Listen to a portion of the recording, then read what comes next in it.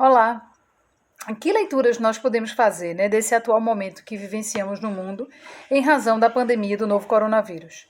Né, nós temos aí conjugadas, né, várias crises, né, e que desafiam as lideranças políticas, né, e a sociedade em todos os lugares do mundo, em todos os continentes do mundo. A gente tem uma crise de saúde pública que é evidente e a cada dia que se passa a gente vai vendo a realidade vai se impondo e a gente vai vendo a proporção que essa crise, né, de saúde pública ela tem, né? Não há sistema público de saúde no mundo que estivesse preparado para uma crise, né, nessa proporção, para conseguir atender, né, tantos indivíduos adoecendo ao mesmo tempo de forma severa, evitando um colapso efetivamente do sistema, inclusive para atender outras demandas, né, que venham, né, nesse momento se somar a essa pandemia.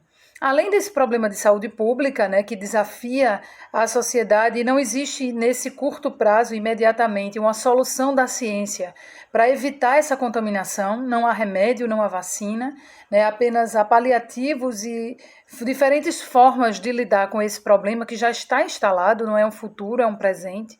A gente tem associado a isso, né, uma crise econômica sem precedentes em razão da adoção de medidas de isolamento social, né, que tem reduzido a circulação de pessoas e tem evitado o funcionamento normal das atividades econômicas em todos os lugares do mundo. Né? E além disso, no Brasil, trazendo já para a nossa realidade, a gente tem aí um confronto, né, de motivações e de ideias políticas sobre qual é a melhor forma, né, de se combater e de se enfrentar esse momento de severa crise que estamos vivendo.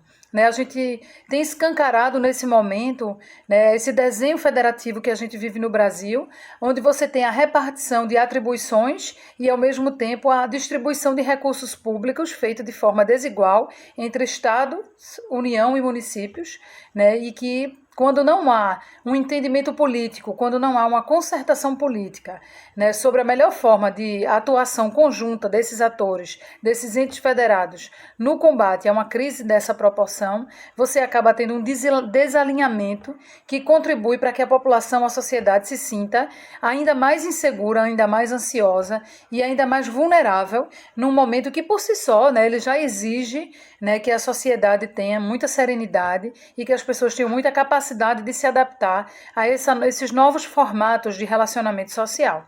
Então, o que a gente vive hoje no Brasil, primeiro, a primeira natureza da crise política é justamente porque a gente deixou de forma muito evidente a fragilidade desse modelo federativo no sentido da não formação de uma convergência. Né? A gente tem tido muita dificuldade no Brasil, desde a polarização política que a gente vivencia nos últimos anos e que ficou, né, que atingiu o seu ápice nas eleições presidenciais de 2018.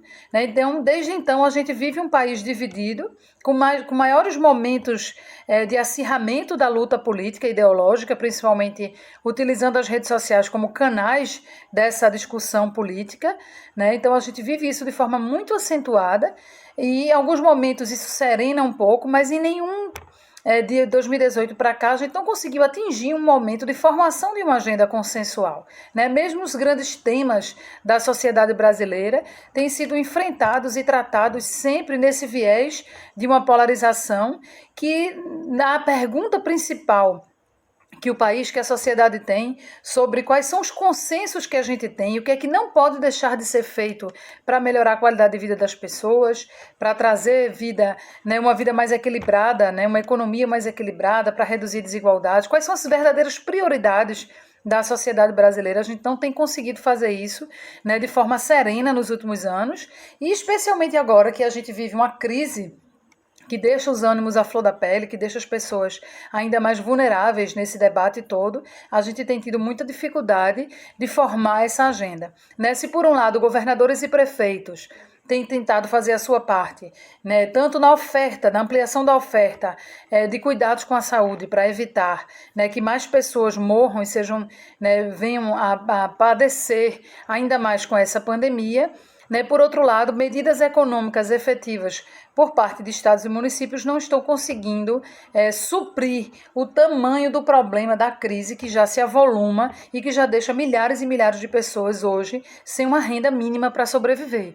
Ao mesmo tempo, a gente tem um governo federal que, longe de buscar esse entendimento, essa concertação política em prol do enfrentamento dessa crise, atua numa zona de confronto, né? Em quase todos os pronunciamentos públicos, o presidente ele desmente essa autoridade, né, dos governadores e prefeitos, coloca a sociedade em confronto com isso, e tem sido cada vez mais difícil a gente construir esse isolamento social que tem se mostrado nos outros países a única solução mais palpável para o enfrentamento da pandemia. Aliada a tudo isso, a gente vive uma instabilidade interna de governo, né? A gente tem um presidente da República isolado, um presidente da República que, do ponto de vista da relação com outras instituições e outros atores políticos, tem tido dificuldade de manter uma relação harmônica, e, ao mesmo tempo, internamente, o governo enfrenta alguns problemas de convergências também, como culminou aí com a saída do ministro Sérgio Moro.